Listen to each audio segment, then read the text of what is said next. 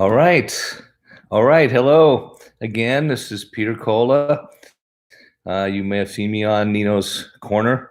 I was on there once or twice. Well, I've been on there once, but I don't do a lot of blog writing for the guy. He's a friend of mine. Support him if you can. He's working hard, working very hard, as we all are right now, trying to get the truths out. He tells the truths more from a political and a more I would say boots on the ground kind of fashion, and I try to look at it more from the spiritual side, especially when we're talking about mind, body, and spiritual applications of therapy treatment for people who have afflictions and using those as best we can. I've written a couple books. One of them is called Heal Yourself for God's Sake, available on Amazon. I have a link below.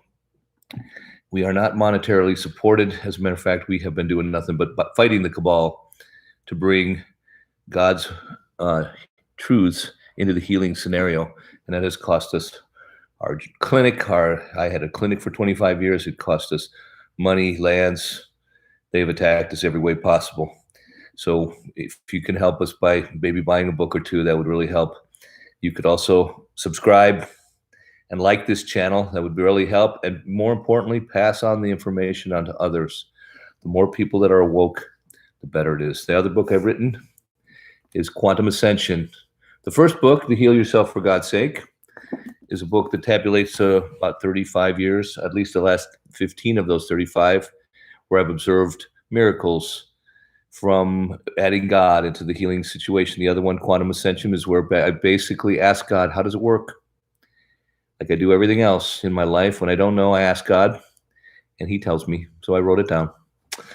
Okay, without further ado, we are going to go into today's article. Nino, Juan, Charley, everybody's saying it. Watch the water. So let's look at what God says about that.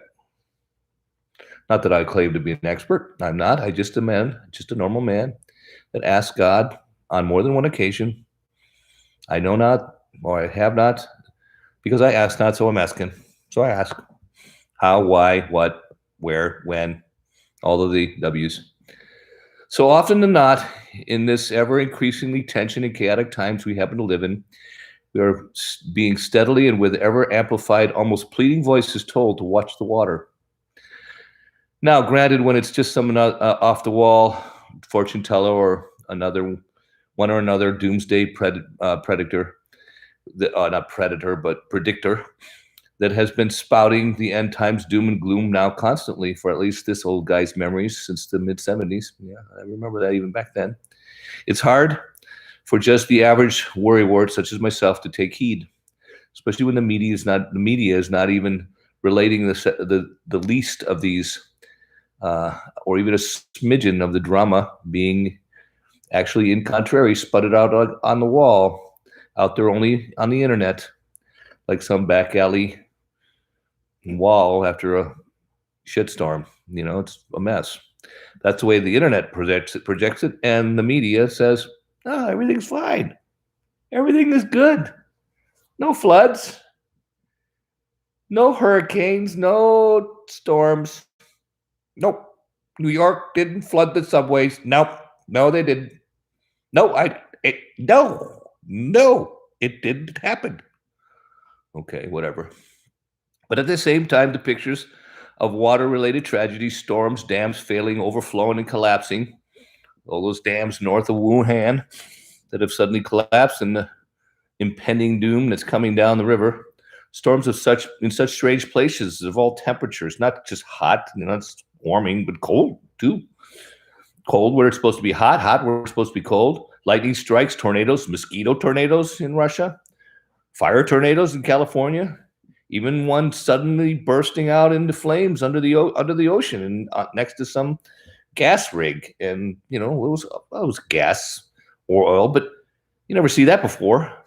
And suddenly now we have to admit, even though that one or any of these strange things have happened before in spotted occasions throughout time, they all seem to be happening now at the same time. Not necessarily in the same places, but certainly in the same short a week or so.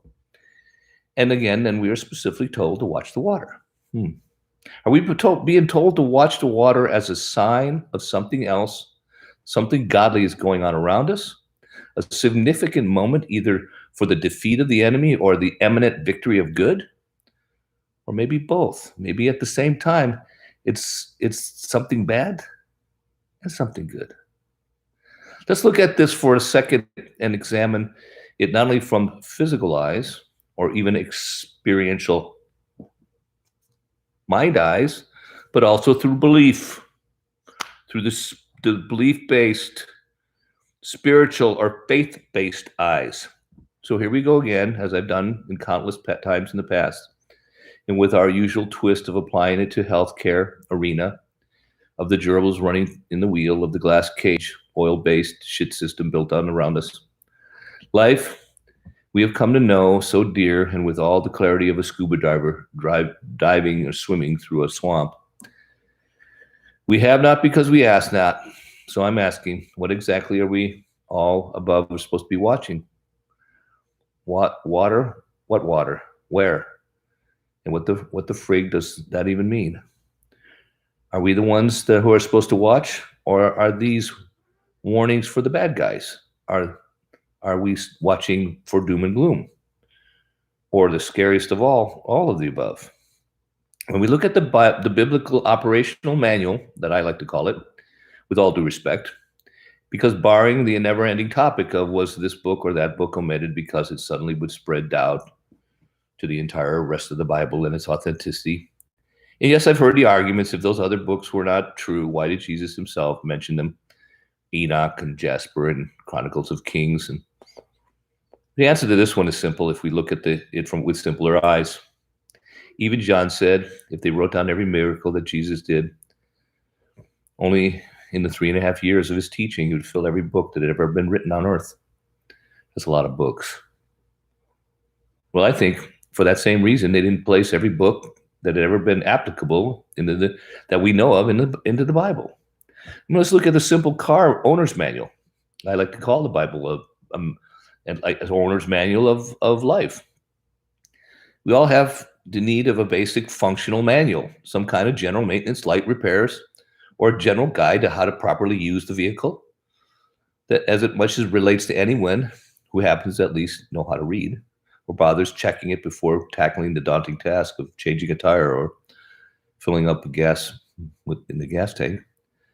But they didn't include all the full maintenance guide, including any and all repairs, optional changing tires with proper balancing and pressure, or to higher levels of functioning options such as stress factors or torque limits when speeding around a corner at 130 miles an hour.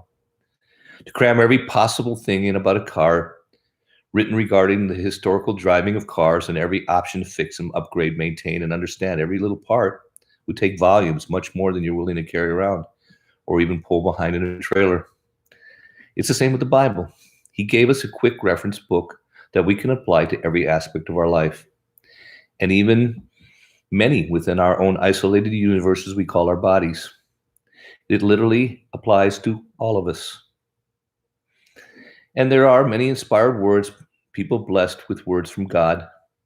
The Bible is proposed for help to us all.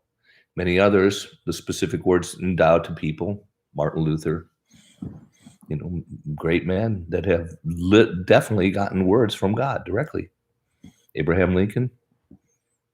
I know a couple of those men, personally, that have gotten words directly from God. Now, does that mean they get to go in the Bible?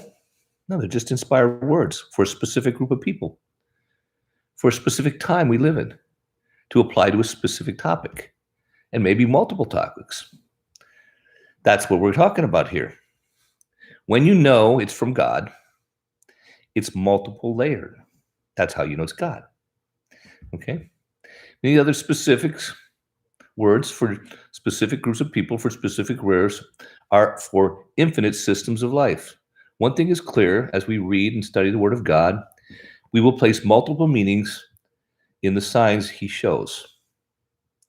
Specifically saying they are like an onion with images, messages for everyone, almost all simultaneously, and often very different meanings depending on the perspective of the observer that is watching. A simple example is the hand that wrote on the wall everyone is talking about these days. It happened almost 3,000 or more years ago. For the bad guys, this message was of doom and gloom.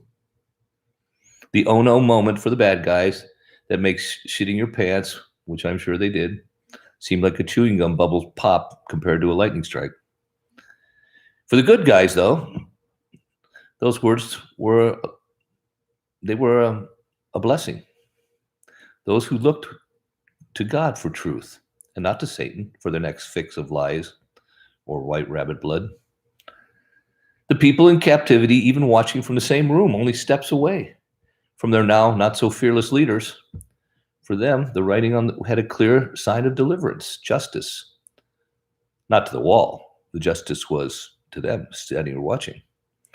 But for the people doing the dirty work and deliverance from captivity and slavery, censorship, eugenics, persecution, you name it, they didn't see it. They only saw, oh no, writing on the wall. Well, back to the water. Let us assume, as we already have in so many other health-related issues, the watch the water signs have multiple meanings to various people, depending first on what team they are on. But also because God is so ingenious, powerful, and masterful in incorporating everyone into his mix, from the smallest child alone in some far-off hut to the largest country, mega country, multinational, we own it, all super conglomerate that thinks he controls at least the most, if not the majority of the world. That all applies at the same time in the micro, the medio, and the macro. The micro being in the little cells in our body, the macro, the body, or the structures of family, close friends, a hamlet, a small community, or the macro, entire countries, the world. God, when he delivers a message, it fits for all of them in unison, for the good and the bad. I talk more in depth about this in my Quantum Ascension book. Oh, by the way, the devil does not have the ability to make his signs anything but what they are, doom and gloom, fear. God turns even the devil's attacks into signs that warm, give hope, educate, even stimulate growth in his followers, always reaffirming what doesn't kill you makes you stronger. Even attacks on the other side of the planet. But again, let's keep it simple. Even though God gives literally infinite messages through the planet for every one of his signs, we will categorically place them into two simple groups in order to not confuse the sheeple too much. As they lift their heads out of the sand, as Nino yells at them, or they hear something that just doesn't seem right these days, the first category in this sign is the impending doom sign. The sign that something big is about to happen.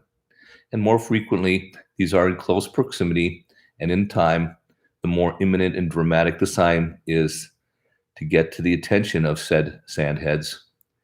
Even in Revelation, it is clear that various episodes of catastrophes, almost supernatural negative occurrences, and I never saw this one before, will suddenly and frequently occur, signaling many to fear, hide, even die. But what they will also do is wake the hell up. These people asleep, that's what they need to do.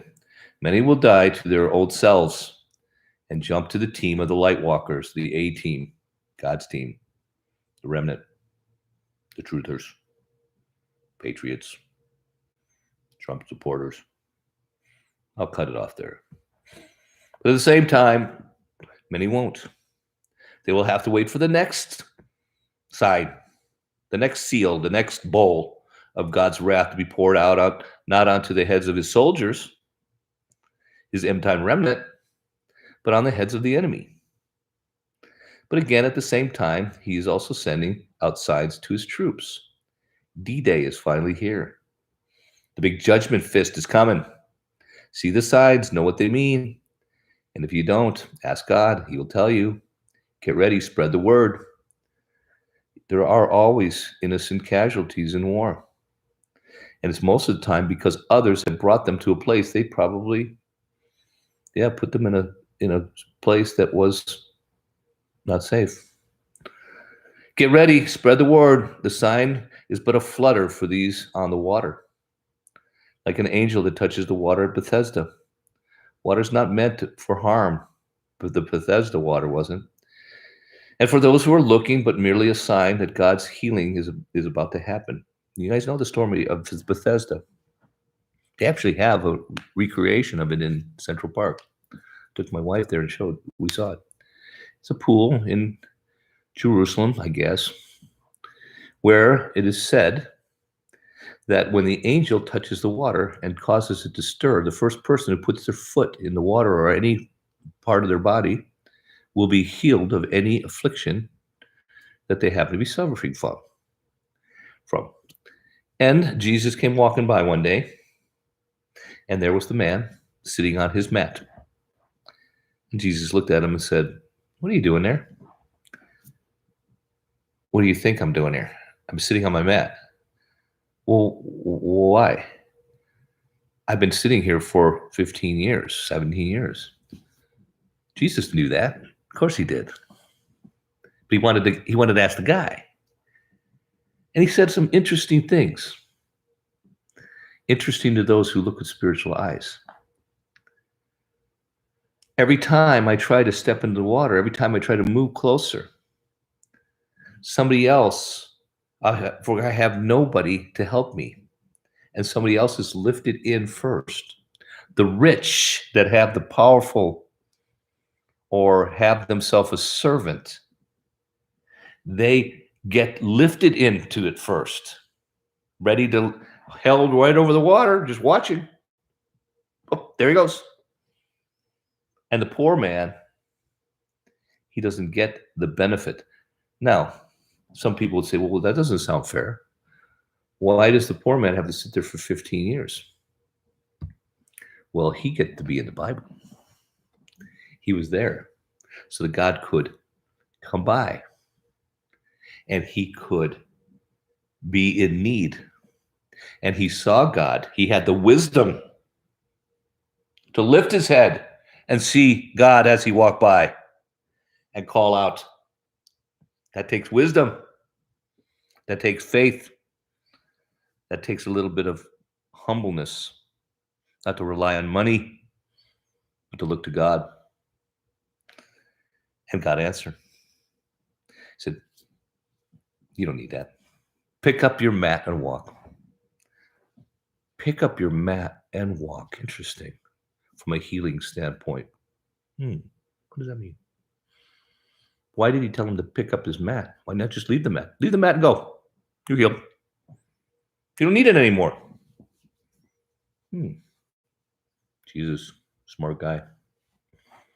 Trump, smart guy. Jesus, smarter. Trump, smart. A lot smarter than this guy. Pick up the mat. Go walk. Everybody's, "Hey, isn't that the guy with the mat? What happened? You got a mat. You were the guy. What happened?" There he goes. Tells everybody. Everybody sees. He's telling this guy. 5 others are watching. 5 others learn. 5 others heal. He spreads the word. Spreading the word, he facilitates his own healing by becoming a healer. Very important. And he heals others by spreading truth. And they're healed. And he gets credit. And on he goes, more and more. I would imagine that man may have never let that mat go. He probably carried it for the rest of his life. Proud to be the man that sat on the mat. I would be. All right, back to the story here. That's Bethesda. Is it not said that they're putting poison in our water, toxins in the inoculations of our children, hiding subliminal pictures in our children's film, developing GMO crops that kill us in a few generations, fixing our elections, and our own politicians working in labs to develop weaponized diseases that can wipe out large portions of our populations? That's already been, they're doing that. Not just ours, but all over the world, manipulating governments towards their own destruction both from within and among each other. And even would manipulate an entire economic failure of social society throughout the whole world, plunging everyone into a worldwide social and political downslide that would most likely end in total devastation, famine, war, lead to deaths of millions, not billions of people. And for what? Money? They make the money. They got more money than they could. They say a billionaire can't spend his money in a lifetime. He can't spend it fast as he'd earn basic interest. Click. But the most frequently asked question is why? And if this is true, who is the they? Many of the same people out there that share the same questions as to the why often ask, what possible benefit would it demonstrate for a small group of individuals, corporations, or even countries to desire to kill so many innocents? If even there was one or two individuals or a few that wanted to accomplish such a diabolically ruthless destruction of the innocent, how could so many collaborators be organized in secret to perpetuate such an act, undetected on so many levels, but many unrelated companies over such a long period of time? It seems impossible to think how long it would take to set up such a thing up, let alone pay for it. Let us suppose there is an entity out there that is utterly and entirely hates all of us people, who wants nothing else than to kill, control, and enslave all mankind for one reason, because we people are created in the image of God and he is not. Isaac Newton said, energy cannot be created or destroyed, merely converted from one form to another. So there it is, this poor, pathetic entity, this large bundle of potential energy that by its own choice and free will walked away from God. And doing so also walked away from everything that was good, loving, light, truth, peaceful, tender, joyful, giving, healing, life-filled, compassionate, satisfying, restful, honoring. And since the entity cannot be destroyed, it is doomed to an eternity of living in complete absence of God. You take away all good, and all you have left is the opposite, bad. How sad the entity is when it has to exchange everything was good for evil, love for hate, light for darkness, truth for the lie, peace for the war, tenderness for the harshness, joy for terror, giving for theft, healing for sickness, life for death, compassion for cruelty, satisfaction for thirst, rest for anxiety, and honor for all forms of belittlement. It's funny that they constantly call the bad guy the Lord of Light. He was the angel of light till he had that honor taken away from him. Yeah, he was the angel of light, but he's not anymore. If light is from God, how can he be the Lord of Light? He can't be. He wants to be. He would like to be again, but he's not. We can give it a name. Doesn't really matter which one. For even the least of mankind being created in the image of God is infinitely superior to anything that is not.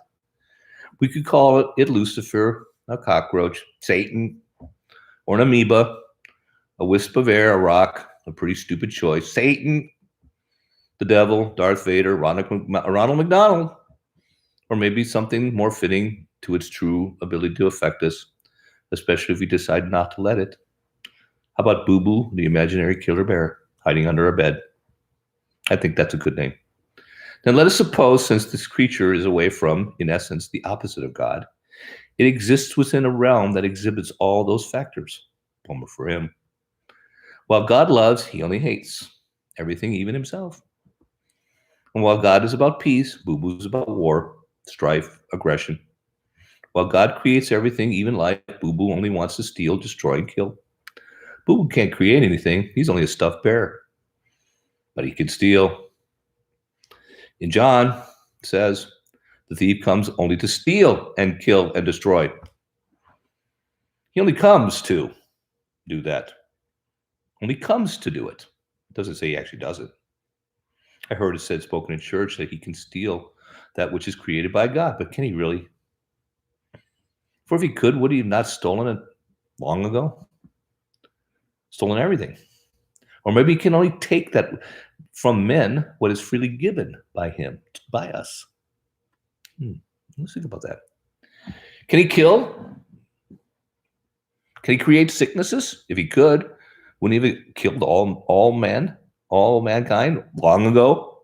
Created a super bug or cancer that would have destroyed us all, destroyed everything, centuries before Jesus was born. The Bible teaches in Deuteronomy, among others, that diseases is the curse that comes from sin, our sin that people do, maybe that we create. Sure, we've been tricked and prompted by Satan, but we still do it. Boo-boo never minds taking the credit. It only adds to our fear reverence of him. We reverence him because we're afraid of him. In Genesis, cursed be the ground for thy sake. We sin, our sin, for thy sake, meaning us. Our sin has an effect on the ground, the world around us. I wrote this in a story called Visions of Reality. If you want to check it out, look on Paul and Peter. You have to go back a ways, but it's back there. With the choices of sin, disease results. And this result then preys on the innocent and wicked alike. So here is a good God that gives so many diverse gifts to his children. And why?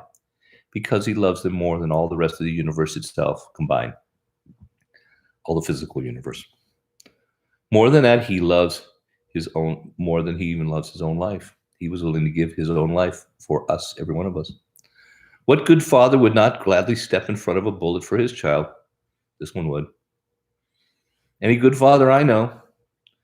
God gives us all of us, an infinity of everything we can imagine, every sort of wisdom, knowledge, rain blessings down on the head of his many children. As we play joyfully in the soft grasses of gardens blossomed on the breezes of his own breath, we dance through this wonderful life, holding hands of other children, his own sons and daughters. Shining eyes of diamonds sparkled bright in their perfect design, each and every one of them. The blessings are as infinite as the creation of the universe he has so freely given us, all for the use and benefit of us. For to bless us and each other, and in so doing give glory to the giver. Well, it's getting harder and harder to see the dance through the neck-deep muck and mire of sin we have wallowed through all around us. We can't blame God. We created it with our sin. No wonder the world is at a point of regurgitating from sickness we have polluted it with. Another blog.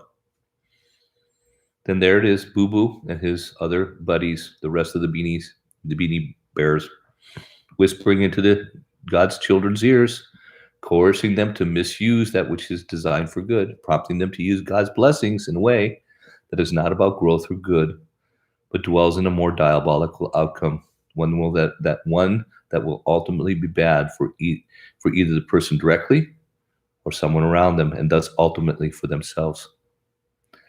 Yes, this creature, this immortal stuffed under the bed hiding boo-boo bear, has powers that men can hardly comprehend. A diabolical complex ability to manipulate on a worldly scale, either directly or through other lesser minions he has power over. He can, mirroring as God does, whisper into ears and minds of people, louder for those who listen, but a mere nudge for those who don't. It can't prompt through the giftings of things it already acquired dominion over, things of this world, but what it can do is create.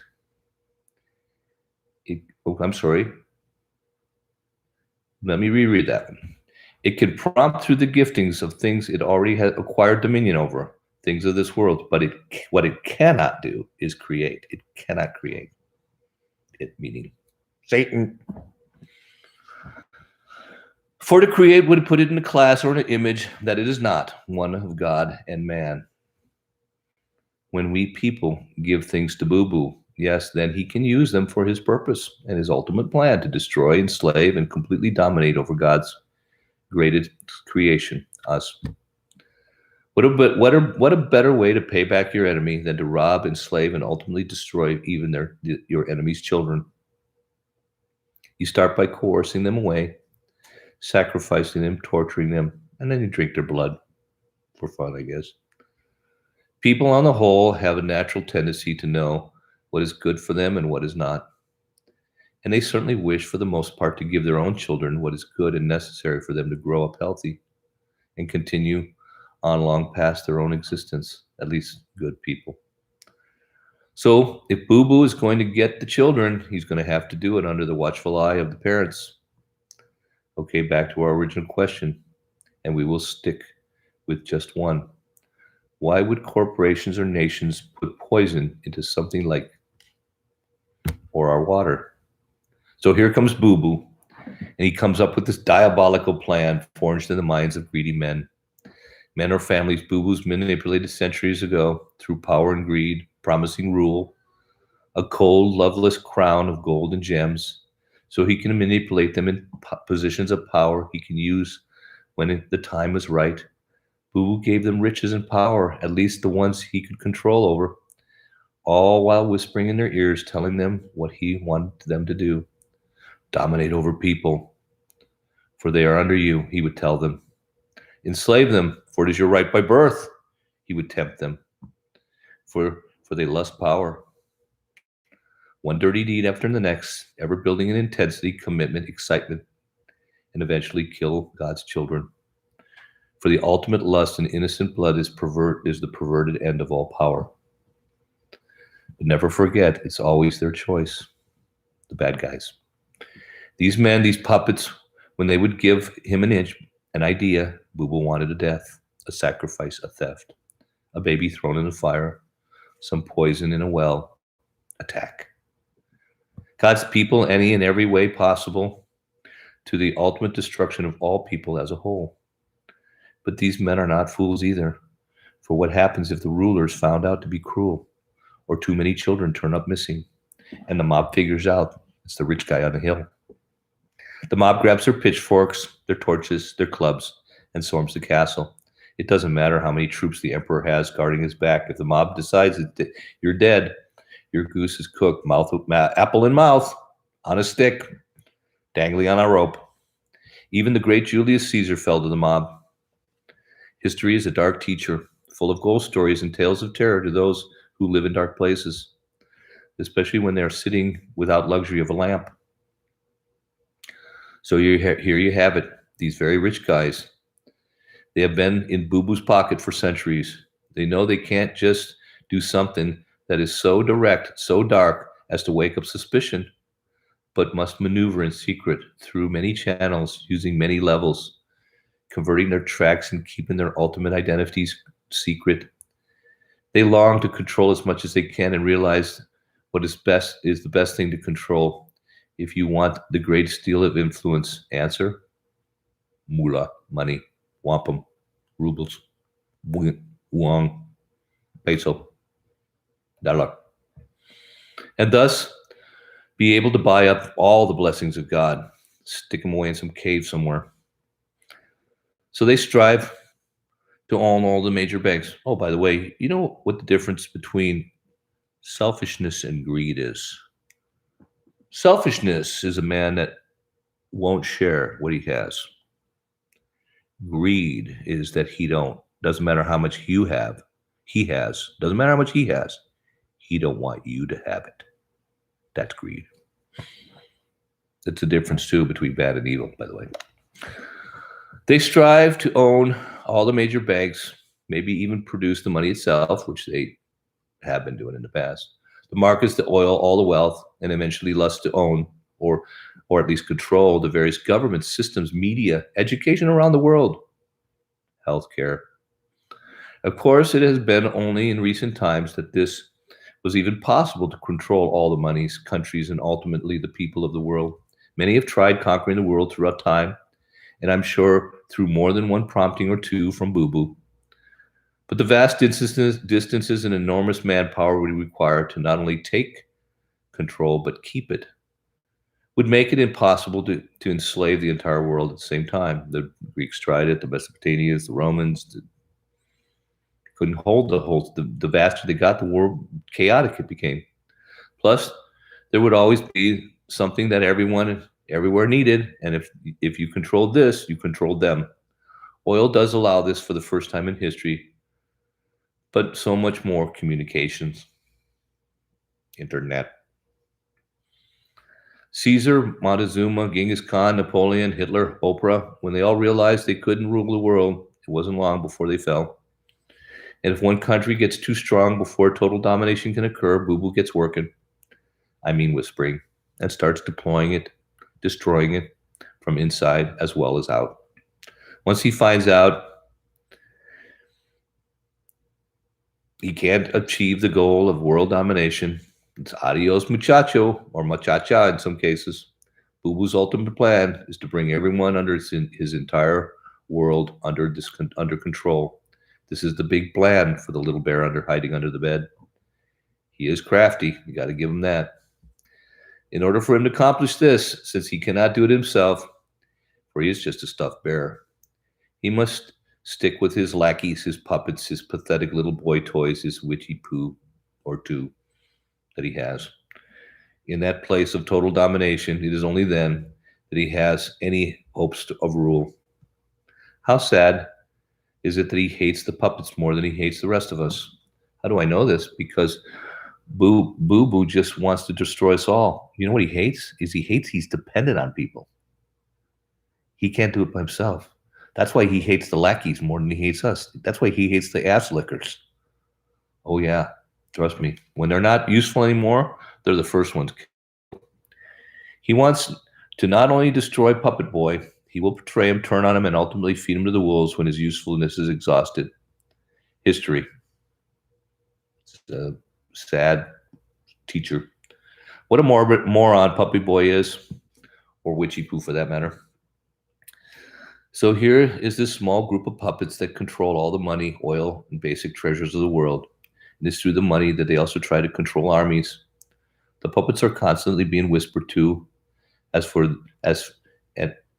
things heat up, so do all the many complex interactions of the cogs involved. It requires a constant bombardment of voices, like a stadium of screams and demands pestering the inside of some poor child's brain that have feverishly and foolishly given themselves to Boo Boo. I'm sure it must sound like a swarm of venomous insects. What started out as a greedy little tickle ended up as a kaleidoscope of loneliness and deprivation that could push anyone beyond the boundaries of sanity. How could a person not pity the puppets? They strive to control money. That's the hook. Who quickly turns to power in companies such as banks, insurance, weapons, title, energy, communications, news, education, arts, politics, medicine. Later it warps into control of entire multinational corporations or groups of corporations. When money exceeds the amounts they could ever hope to spend, Boo Boo just tightens his grip by instilling fear. Fear that everyone wants to take it away from them. Fear that others will know what they have hidden in their little closets. Boo Boo knows it. He put it there. Steal that which they feel they own, they have built, they're entitled to. Topple their little sandcastle empires they have built. Little do these fools know that everything they have, everything good, actually originated as a blessing from God. And what an opportunity they might have had to really make a difference for the kingdom and ultimately for their own lives through eternity had they just listened to that softer, loving voice instead of Boo Boo and his rap song in their ears. Very soon, just controlling in vast multinational companies are not enough. Maybe control over the entire industry might do it, or maybe a small country. But when that's not enough, a large country, or many. How can we blame these poor puppets for he just chases worldly gold like a dog, like a fat dog chasing its short little stubby tail because it itches, just round and around. He can't reach it. He's not flexible enough to give it an old lick. Poor dog. In his heart, he longs for a gift from God, attempting to feel some kind of completion. But little does he know, satisfaction in his life can come only from one place, and that is through doing something for which a person was designed to do, designed by God. A man could own the whole world, and if he's not doing what God had designed him, what God had put as his path, that he chose as his path. No satisfaction will come, for satisfaction comes not from boo-boo, only thirst for more. Then there's boo-boo whispering in his ear again, find me a way to kill children.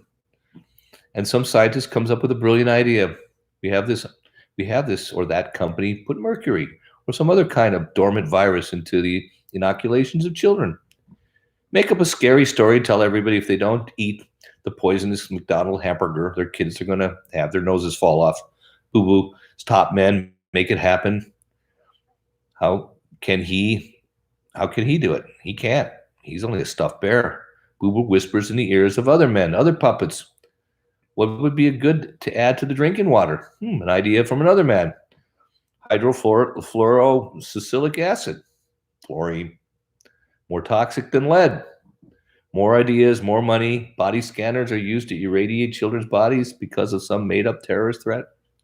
That the average American has a greater chance of dying from a bee sting than dying from a terrorist attack. Dormant cancers causing viruses are animated by radiation, public record. And the causes of cancer in children, and the cases of cancer in children are in America goes up 3,000% in the last 10 years. No problem. Boo-boo gets the media to lie and blame someone else. The wrath of God, baby. Ooh, Boo-boo's excited. Boo-boo talks to the key people in the educational system, promising fame and wealth if they will devise a way to reduce the population, push his products, do his research. So they write about the need of population reduction and the need to get rid of people, all stemming on the backs of what is good for the world, environmental. Little they know they've conceived ways to destroy God's children. They add murder and lust for blood to their already feverish state the world is in. This world was created for man and not the other way around. The company you control with your money or the grants they rely on for their success, they will do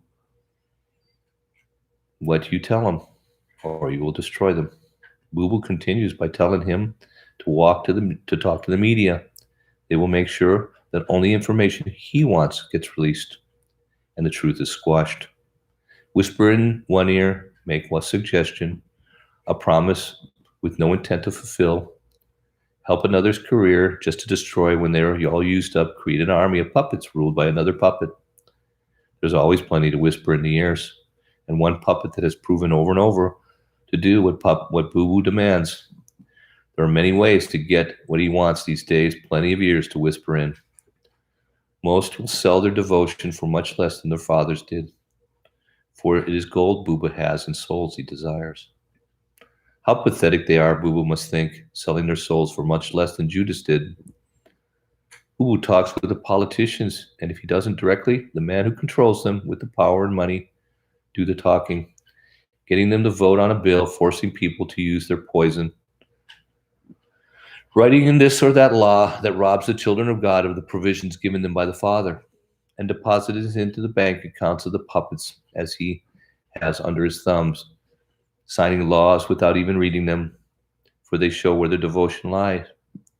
And it is not with the people, but with the 30 silver pieces of silver that they truly desire to serve. Boo puts the squeeze on all the people by inflicting harder and harder conditions in which they will try to provide for their families, but it is never Boo-boo. He can't do anything. It's the men because of their sin. That's why the squeeze happens anyways in the first place. Boo-boo just whispers in the men's ears so they think they're profiting from it and squeeze even more. In Genesis it said, and unto Adam he said, because thou hast hearkened unto the voice of thy wife and eaten of the tree, of which I have commanded thee, saying, thou shalt not eat of it. Cursed be the ground for thy sake, and in sorrow thou shalt eat of it all the days of thy life. Thorns, also thistles, shall bring forth to thee, and thou shalt eat of the herb of the field. In sweat of the face shalt thou eat bread, till thou return to the ground, for it is out of the ground thou was taken, for dust thou art, and unto dust thou will return. More children contract autism. No sane person would want that. Boo-boo does.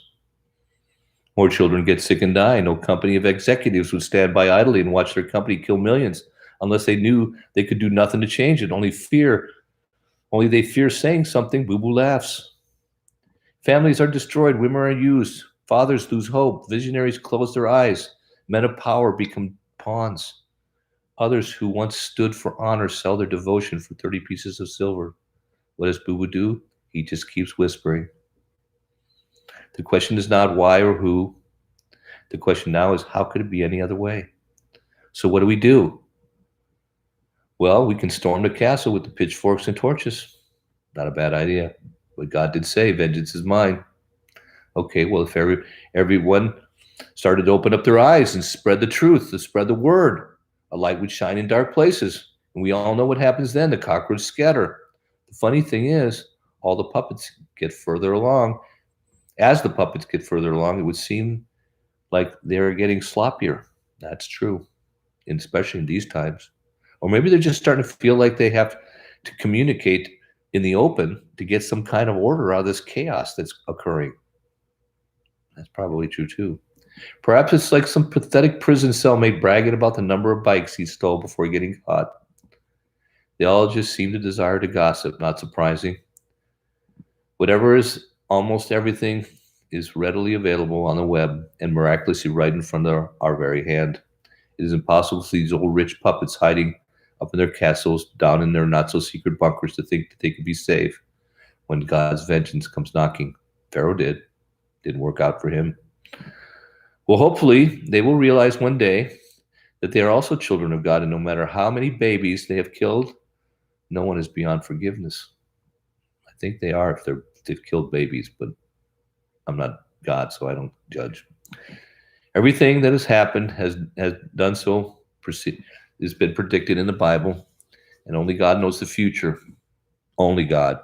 Fortune tellers, seers, tarot card users, they don't know the future.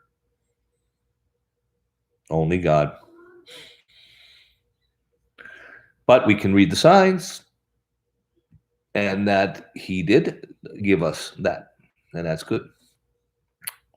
Only God knows the future, and the end is already spelled out so clear as day.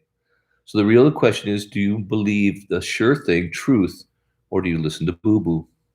It is never too late to believe, even at the very moment you're hanging on the cross.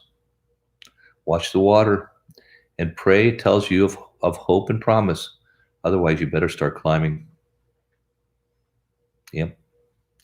That's this one today, guys. Watch the water and see it for what it is. It's either a sign to tell the believers, the truthers, that it's coming. The imminent is coming. The salvation is coming. The truth, the vengeance of God, the wrath of God, it's coming. Okay? Or it's a sign, and all of the above. It's a sign for those in darkness that it's coming. The wrath, all of these things.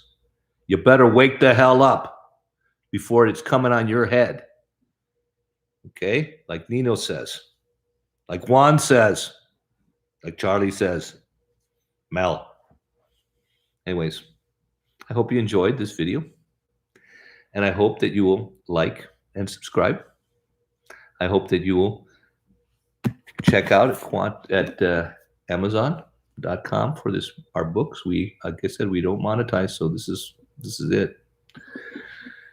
Quantum Ascension, link below, and Heal Yourself for God's Sake. I also have a couple more that I'm getting ready to publish. Right now I'm self-publishing on Amazon. If you're a Nino insider, you can write me. My posture.is.everything@gmail.com. Link below. And I'll give you a discount if you're an insider. And I will also send you a signed copy. Yeah. All right. And that's about it. I hope that you all are good.